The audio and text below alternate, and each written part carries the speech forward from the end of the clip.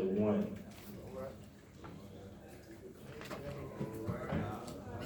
And we're going to look at the first 4 verses.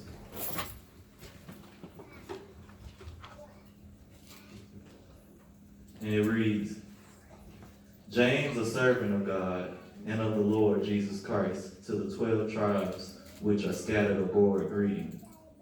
My brethren, count it all joy when ye fall into diverse temptations, knowing this, that the trying of your faith worketh patience. But let patience have her perfect work, that ye may be perfect and entire, wanting nothing. You may be seated. Right, sir. I'm going to touch, I want to speak on the topic today of, is it a storm or is it a test? Help us, As sir. young people, we have a saying when we're going to work, we say, now let's go get this bread. But at church, I'm going to say the verses have been said, now let's go get this bread. To give you a little bit more of a background on the book of James, the letter of James, James was one of Jesus' brothers. Paul called James the pillar of the church. He was a leader of the important council of Jerusalem.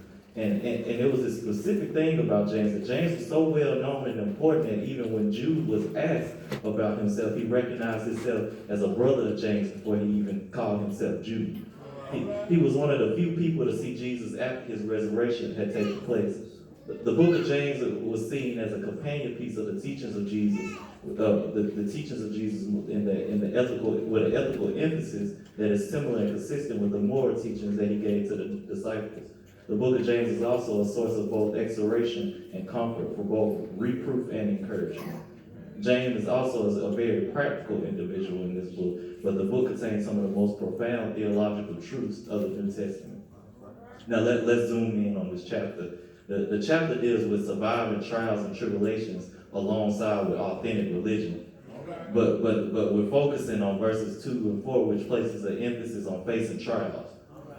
But it is 3 things that I want to draw y'all's attention to while looking at this text. And that's God-given storms, spiritual tests, and the third one, the most conflicted one, is self-inflicted storms. Help us, sir. Let's look at God-given storms. In your life, you have ups and downs. You have good times and you have bad times. You will experience things that are not so good, but you experience things that are good as well. Nothing will be perfect, but knowing that nothing will be perfect, because the only thing that walked perfect was Jesus. But knowing that nothing will be perfect, it's all about how you react to that unperfectness. It's about how you look at it and you receive it and the reaction that you take to that unperfectness. Look at verse 2. And it says, my brethren, count it all joy when you fall into diverse temptations.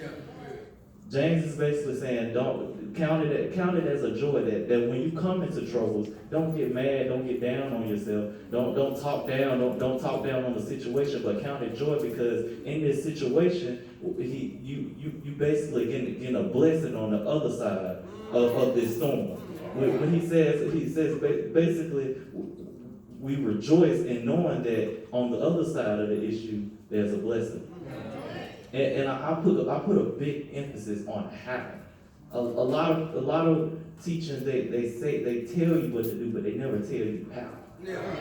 And how do we know we receive this joy? We